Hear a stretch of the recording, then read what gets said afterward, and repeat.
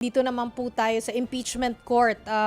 Hingi tayo ng update kay Mary Mon Reyes dahil nag-press con si Attorney Reggie Tonggol. Mary Mon, ano yung highlights ng press con niya?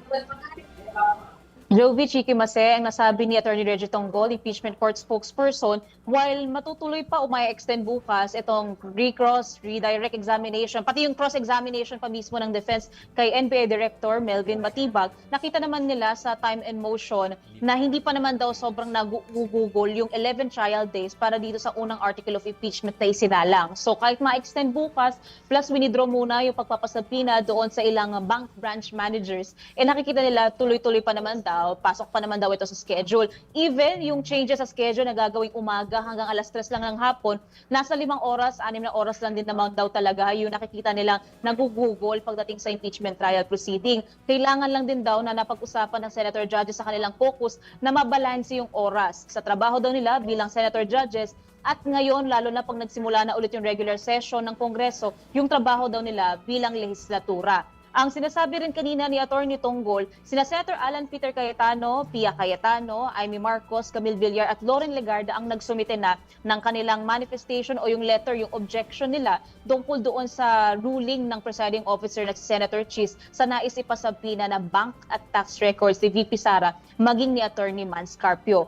Plus, yun nga may reminder nga si presiding officer dito kay Director Matibag na applicable daw ito sa kabuuan ng impeachment trial proceeding na mag-ingat-ingat sa mga sasabihin na pwedeng mag-cause ng prejudice o maka-apekto daw sa daloy ng impeachment trial proceedings at integridad ng senator judges. Balik sa inyo. Mary Mon, kanina bago matapos mag-adjourn yung impeachment court, may nabanggit ang presiding judge, 'di ba, na changes doon sa schedule ng impeachment. Paki-detalye nga sa amin yung pagbabago. Tama, Mase. Ngayon kasi ang nagiging gawi dito, 2 p.m. hanggang magsawa sila pero natatapos 7 p.m., 8 p.m. itong impeachment trial proceedings. Pero napag-usapan din ng senator judges sa kanilang caucus next week, July 27, Lunes, dahil ito ay SONA ni Pangulong Bongbong Marcos, walang impeachment trial proceeding. Sa susunod na araw, Tuesday, July 28, wala pa rin kasi counter-SONA naman daw ito ng minority, tradition daw yan. Yes. Wednesday, July 29, tuloy na ulit ang impeachment trial pero iba na ang oras. So 10 a.m. ang simula hanggang alas 3 ng hapon. May breaks naman daw in between para raw sa Call of Nature, para raw makahinga-hinga. And then ang regular session yung plenaryo na ng Senado, 4 p.m.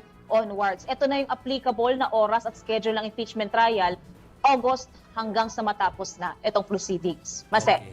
So mag-iiba na ang schedule sa mga nakaantabay sa impeachment serye. Yan na po yung bagong time slot starting next week.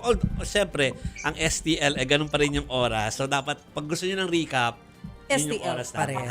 Pero before niyan, parang may patikim na kanina. Hindi ko alam kung patikim na ito sa next article of impeachment. Pero kanina ay hindi na green box ang nakita ko. Mary Mon, parang may dinalang mga box na naman sa dyan, pinamarkahan na as evidence. Ano ba yung mga laman ng mga karton na yon kanina?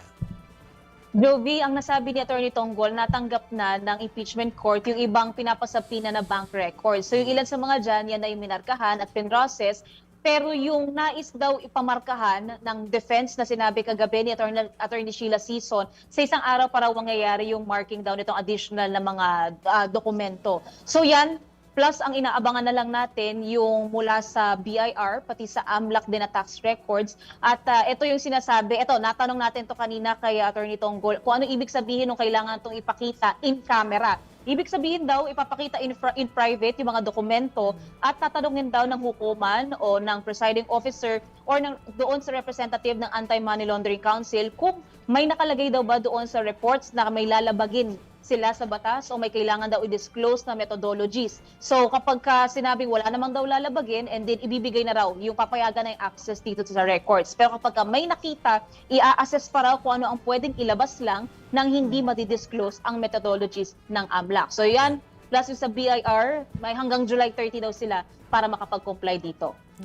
So dadaan pa sa proseso, hindi ibig sabihin lahat yan ay makikita na nating lahat sa impeachment trial. Okay. Tama, Chiki. At hindi rin automatic na admissible na agad as documentary evidence. Yan yung nililinaw din ng prosecution na yung nais nila ipasapina ng mga dokumento, ito ay para ma-produce muna itong documentary evidence. Pero yung question sa admissibility kung pwede ba itong maipasa talaga at maipasok sa paglilitis, may araw daw na nakatakda para doon. Okay. Tatanong pa sana ako ng tungkol dun sa mga nasa likod kasi ni Merrimon si Senator Ping, baka may bangayan na bago eh. Pero wag na muna 'yon Merrimon kasi talagang nagtutok lang po si Merrimon do sa talaga nangyaring impeachment kasi nga bawal pag-usapan ang hindi naman impeachment. Ay, related. oo, ang behave nila kanina. Ang behave, parang hindi, wala, konti ang nagsitayo kanina. Pero, next time na yon. So, thank you muna sa ating mobile journalist na si Merrimon.